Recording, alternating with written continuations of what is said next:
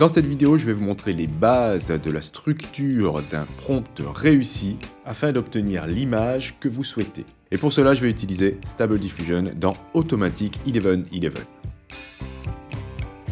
Un prompt, vous le savez, c'est la ligne de commande que l'on va saisir avant de cliquer sur générer l'image. C'est une sorte de description de l'image que l'on souhaite générer. Il y a un principe très important pour augmenter les chances d'avoir quelque chose de précis. Il faut que le prompt le soit aussi. Il faudra éviter tout ce qui est très abstrait. Plus vous serez précis et plus l'image générée le sera aussi. Évidemment, même si votre prompt est correctement structuré et suffisamment précis, il n'est pas rare que l'image obtenue ne soit pas du tout celle à laquelle on s'attendait. Ce que je vais vous dire dans cette vidéo sera globalement tout à fait bien compris par Stable Diffusion sur n'importe quelle plateforme. Voyons voir d'abord la structure de base. Il est important de bien structurer le prompt pour deux raisons. Premièrement, pour que ce soit parfaitement compris par l'IA. Et deuxièmement, pour vous, lorsque vous allez reprendre un prompt, vous saurez que vous l'avez structuré de telle manière que la première section correspond à telle notion, etc., etc. Le principe de base, c'est qu'il faut être clair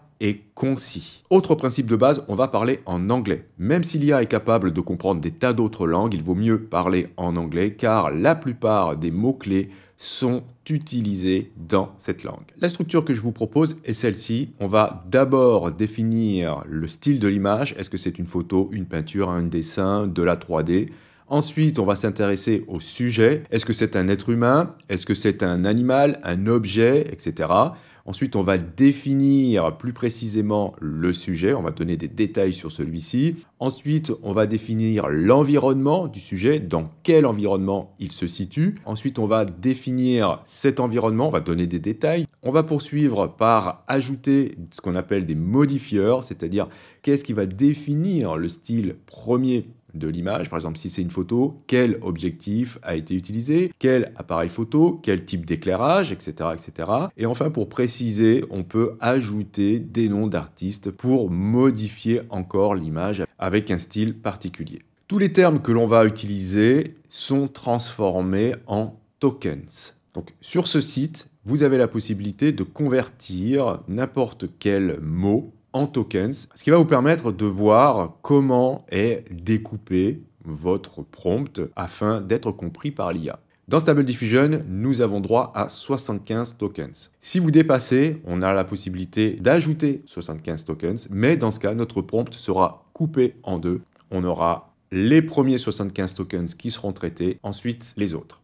Donc je vous conseille d'être concis et d'éviter, dans un premier temps, de dépasser 75 tokens. Avant de commencer à taper des prompts, je tiens à préciser qu'ici, je vais travailler avec le sampler Euler A et je vais travailler avec des steps à 20 et les CFJ Scale à 7. Tous ces réglages-là, ça peut grandement modifier l'aspect de votre image, même si, bien sûr, c'est le prompt l'élément primordial pour la réussite de vos images. Bien, passons à la pratique maintenant. Je vais commencer par mon sujet, on verra ensuite le style, une girafe. Donc je vais taper une girafe en anglais dans le prompt. Globalement, ça me sort des girafes dans leur environnement naturel. Maintenant, je vais préciser le style. J'aimerais avoir un style peinture. Donc je vais mettre une peinture d'une girafe. Alors, je peux mettre d'une girafe, donc off, ok, ou bien je peux séparer les notions, et c'est recommandé avec de la ponctuation. Je peux utiliser des virgules. Je peux mettre une peinture, virgule, une girafe. Donc, vous voyez, le résultat est complètement différent. Cette fois-ci, on n'a plus du tout un effet photographique, on a vraiment des peintures de girafes. Maintenant, je peux préciser le style de peinture. Est-ce que c'est une peinture à l'huile? Est-ce que c'est une aquarelle? Etc. Là, ici, je vais demander une aquarelle. Je tape une aquarelle, virgule, une girafe. Et là, c'est complètement différent de tout à l'heure.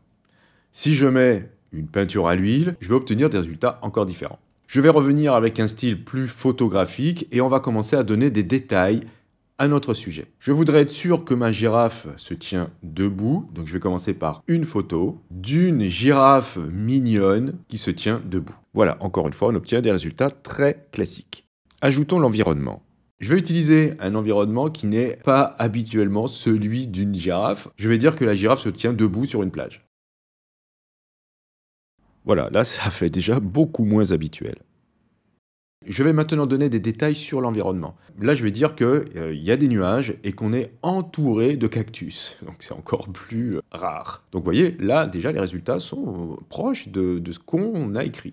On va ajouter des modifieurs maintenant pour styliser notre image. Alors, les modifieurs, vous en trouvez plein. C'est par exemple HD, 8K, 4K, shoot on film, 35 mm lens. Donc, je peux utiliser ce prompt. Une photographie d'une girafe qui se tient debout, l'environnement c'est la mer, un jour nuageux, entouré par des cactus, en HD, 8K, et j'obtiens des résultats qui sont très intéressants, en tout cas très proches de ce que j'ai écrit dans mon prompt. Je vais aller encore plus loin dans les détails, puisque je vais préciser encore l'environnement. Je vais dire que le fond, c'est la mer, background sea. Je vais dire qu'il y a une profondeur de champ réduite, donc je vais mettre ici depth of field. Je vais préciser le type d'appareil photo, un Canon 1DS par exemple, avec un 35 mm, avec une ouverture à 2.0. Et je vais obtenir des résultats beaucoup plus précis, puisque là, on commence à avoir un effet de profondeur de champ, puisque là, maintenant, j'ai du flou. On a bien les cactus. Par exemple, celle-ci respecte tout à fait ce que j'ai inscrit dans le prompt. Alors évidemment, il ne faut pas hésiter à faire beaucoup de génération d'images pour espérer obtenir ce que l'on souhaite. On va utiliser maintenant un nom d'artiste. Alors je sais qu'il y a une énorme polémique sur cette histoire de droit et d'artiste, etc. Mais vous allez voir que ça ne marche pas forcément comme on l'attend. Ici, je vais ajouter le mot Botero, donc l'artiste Botero. Et là, vous allez voir que ça ne va pas me faire une copie d'une peinture ou d'une sculpture de Botero, mais ça va donner un effet un petit peu plus exagéré en termes de morphologie à la Botero sur ma girafe et sur tout ce qui l'entoure. Donc si je ne le mets pas, par exemple, j'ai ça. Si j'ajoute Botero, je me retrouve avec une girafe qui est un petit peu plus ronde, un petit peu plus généreuse, grâce tout simplement à ce style donné à mon image. Pour affiner encore le résultat, on peut utiliser, et c'est conseillé, des prompts négatifs. Donc les prompts négatifs, c'est tout ce qu'on ne souhaite pas voir dans l'image. Lorsque vous avez par exemple votre sujet qui sort du cadre, lorsque vous avez 3 pattes, 6 doigts ou des monstres qui sont créés, eh bien vous pouvez le spécifier dans les prompts négatifs. Là aussi, vous êtes limité à 75 tokens et au-delà de 75 tokens, vous pouvez rajouter un autre wagon de 75 tokens, mais le calcul se fera en 2 étapes avant d'être remixé ensemble. Donc là, je vais utiliser une longue liste pour faire en sorte d'avoir une image un petit peu plus propre. Je vous mettrai cette liste dans la description. Bien sûr, ça améliore, mais c'est quand même pas miraculeux, hein. Faut pas rêver. Vous pouvez donner de l'importance à vos prompts ou au contraire réduire l'importance de ces derniers. Dans Automatic 1111, et c'est assez spécifique à ça, si vous utilisez des parenthèses, vous allez augmenter l'importance d'un terme avec un facteur de 1,1. Si vous mettez 2 parenthèses, vous augmentez d'un facteur de 1,21. Mais vous pouvez aussi l'écrire comme cela, parenthèse, le sujet, 2 points et le facteur à utiliser pour l'augmentation de l'importance. Si vous utilisez des crochets, vous allez réduire l'importance d'un terme. Si vous utilisez des crochets simples, ce sera un facteur de 1,1, mais vous n'aurez pas la possibilité, comme pour les parenthèses, d'utiliser ce qu'on a vu tout à l'heure, c'est-à-dire ajouter 2 points plus le facteur. Donc par exemple, si je reprends le prompt et si je souhaite que les cactus soient vraiment mis en avant, je peux écrire comme ça et augmenter l'intérêt d'un facteur 1,2 en ajoutant ici 2 points, 1.2. Et regardez le résultat, on a maintenant une girafe qui est entourée avec des cactus qui sont énormes. Si je souhaite réduire les nuages, eh bien je peux mettre le terme nuage entre crochets et voilà, j'obtiens ça comme résultat, c'est beaucoup moins exagéré.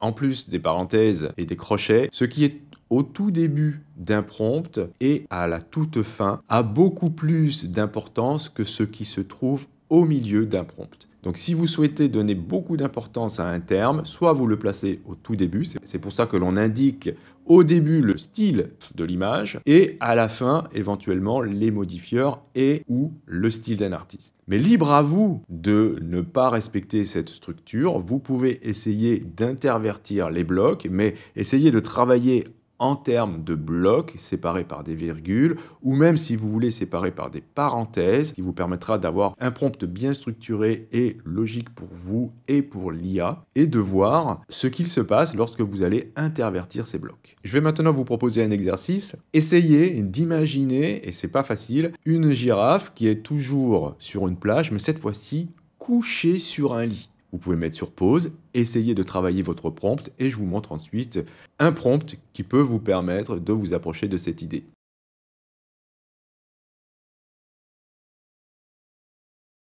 Voici une solution. Si j'écris ça, une photographie d'une girafe mignonne allongée sur un lit dans un environnement de plage avec les modifieurs classiques. J'obtiens rarement avec ce prompt l'image souhaitée. J'ai des girafes qui sont allongées sur le lit, j'ai des girafes qui sont allongées sur un espèce de matelas. À l'extérieur, ok, sur la plage, ok, mais ça ressemble pas du tout à l'image que je vous ai montrée tout à l'heure. En revanche, et c'est ça qui est intéressant, si je dis que ce n'est pas sur un lit qu'elle est allongée, mais sur un matelas, eh bien je vais obtenir ce type de résultat.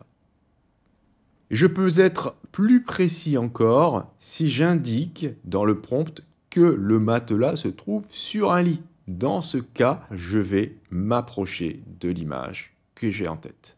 Bien sûr, il y a encore beaucoup de leviers pour améliorer le résultat. On pourra voir ça dans d'autres vidéos. Merci d'avoir suivi cette vidéo, vous pouvez réagir dans les commentaires. Si vous avez aimé, c'est très utile pour la chaîne que vous cliquiez sur le pouce bleu. Et bien sûr, si vous n'êtes pas abonné, vous pouvez le faire en cliquant sur abonnez-vous. N'oubliez pas la petite clochette pour être averti des prochains tutos. Et en attendant, vous pouvez aller voir cette vidéo si vous ne l'avez pas encore vue. A très bientôt.